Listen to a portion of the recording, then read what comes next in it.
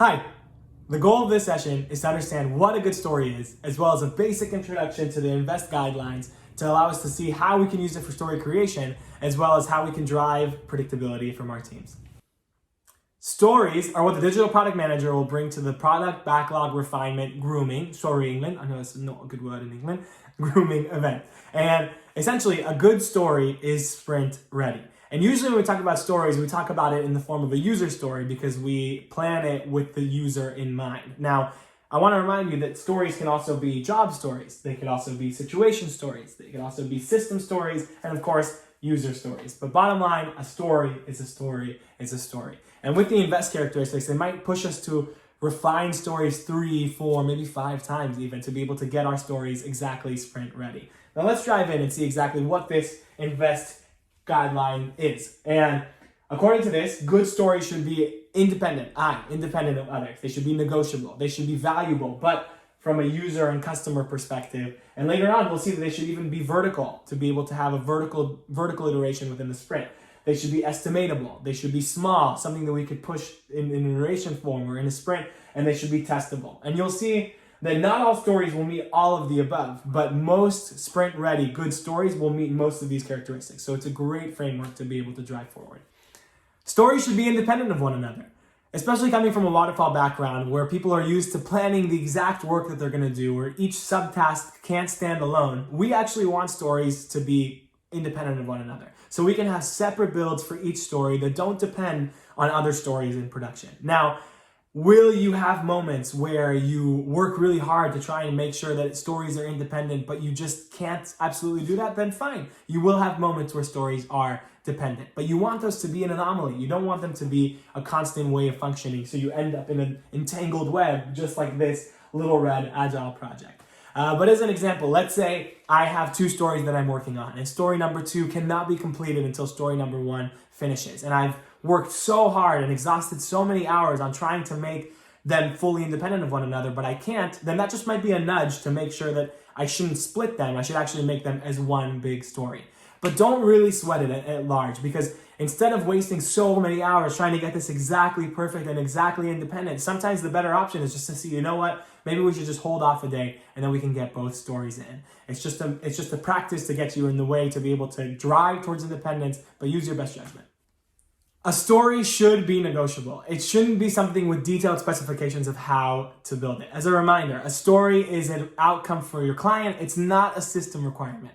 And negotiable is really there to make sure that we're not publishing stories that have detailed specifications and detailed instructions of how to build something, because that would be really wasteful. We don't waste time on things like that because we actually get to those details in the sprint when we're physically working on the story. Good agile teams will get used to relatively sizing work they don't know exactly how to complete yet, knowing that they're going to do it in the sprint itself. Now, with that being said, are you going to have moments where it is Friday, the day before a sprint starts, and the contract comes into play, where you have to add a new story into the sprint, and that story will now be much more detailed, and that story won't be negotiable? Yeah, that will happen from time to time, and that's okay. But don't lean on moments like that like a crutch, because you'll get used to a pattern of having everything spelled out for you before you go into a sprint, and as an organization, you won't be able to adapt to change.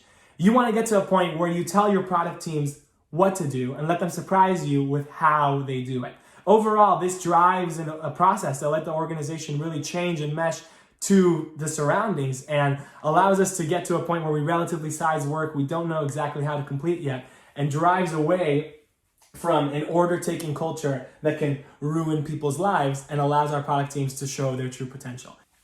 Now, one of the most important qualities of Invest is V for value, because every story has to have a clear value intended that we know it contributes. Now, in this example, this is a really funny way to look at this, but in an agile family, as your father, I want you to clean up your room.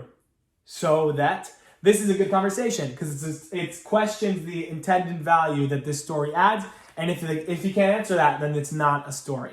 But when we talk about value, who specifically are we talking about? Now, the receivers of the value include these populations: the users, the customers, the sponsors, the stakeholders, the products. But Key, they don't include just the IT or just the team or digital product managers. Because if a story's only value add is that it makes any of these three more agile, then it's not a story because it doesn't add value specifically to our receivers of value here.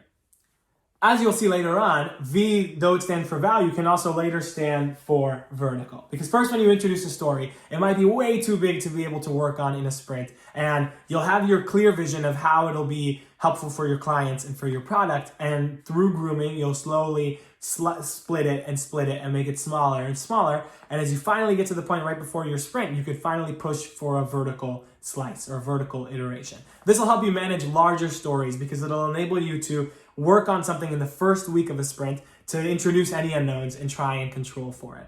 Now, let's say you've split something 3 or 4 times and you still feel like it's really large because it's a new technology that you never quite worked with. You can push to make it even smaller and try to have a vertical slice of it introduced in the first week of a sprint. That way you can get used to the technology with something smaller and then adapt to it as you go in the sprint. An example of this is taking on the wedding cake. If you've never made a wedding sponge cake before and you want to introduce the unknowns in the first week of a sprint, you might push for a vertical split of a cupcake. And this is across the technical stack of decorations, frosting and icing, and sponge cake. It will enable you to have something that you could publish totally on its own and get value from on its own, but it allows you quickly to understand the unknowns in building towards your final product. E is for estimatable. Let's make this one easy. If something does not get between 1 and 100 story points, then it's not a story. Most likely, it's an epic. Something that has quite a lot more stories that need to come out of it first. And whenever we're at a point like where something is too big or too high level, then it has a lot more thought that needs to go into it before we can get to a point where we can start to work and size stories. Take, for example, this story mapping concept that we did together. If I just come to a meeting today and say, renew bonds as my story, how are we supposed to know how to size that? Is that something that has 10 points, 20, 50 points? And clearly that's something that I'll have to have a lot more thought about to be able to break down to further stories before we actually get through and start to work on it. As a fun example, as a fun aside, here's a simple way to see an epic. As a wife, I want the husband to lay down the newspaper so that he can talk to me. 1,000 story points. Clearly an epic. Clearly something that he needs to think about more, and she does, and they need to come back and break it down into more manageable parts. Stories need to be small or sized appropriately for their position in the backlog. Stories towards the top of the backlog will be smaller than those at the bottom of the backlog. S itself will have a phased approach to it, where the first approach will be to make sure that stories are small enough to fit in the framework of a sprint. And then after you develop it's to try and make stories small enough so you can work on them in a few days in the sprint versus the entire sprint. But invest discipline in product backlog grooming will help us make teams more predictable, knowing what's going into a sprint. And not every story that we refine and we size will actually get worked on in the sprint as well. But for me, I wouldn't be resizing or splitting stories that are under 8 unless it's a week before the sprint itself. Though it is a good practice to constantly be in the habit of trying to make stories smaller so we can work on them in a few days in a sprint, you don't want to be constantly splitting teeth of breaking down and splitting stories that are 2, 3, and 1 points, because then you'll always be in the frame of mind of the features for the next sprint, and you're not going to be able to toggle the big picture strategy constantly. So be able to use it as a guide, but remember the big picture as well. And lastly, a good story is testable. Now, quick reminder, a story is not a set of system requirements. It is something that doesn't quite exist today. So it's really important that when defining a story, we need to describe exactly what it's going to look like when we actually build it. So in this example, if we're describing that something should beep, then it should beep. Now, if it's a user story, what is the intended persona supposed to actually do with it? If it's a job story, what is the intended result? And sometimes you might find that in detailed conversations with your team to see if something is testable or meets a condition of satisfaction, you might see together that there's a lot more than you thought to this specific story. There's a lot more than you'll need. Well, that's a nudge to actually go ahead and split that story. Also, randomly, but importantly, don't mix testable with QA testing script. Now, we'll find that teams with good digital product managers who story map with their teams and build stories together with their teams will actually have a conversation during product backlog grooming, and we'll actually be able to build this testable criteria together in collaboration and conversation. What we're trying to move away from is from a model where the digital product manager is a perfectionist that sits in their desk and tries to perfectly align the stories before they give it to their team, to one where everyone understands the characteristics of the conversation and everyone can, in conversation together, bring about the testable qualifiers and bring about the vision of the digital product manager to light in conversation. That's why this S of invest is really one of the last things that we emphasize in the model. Lastly, invest is like a universal language.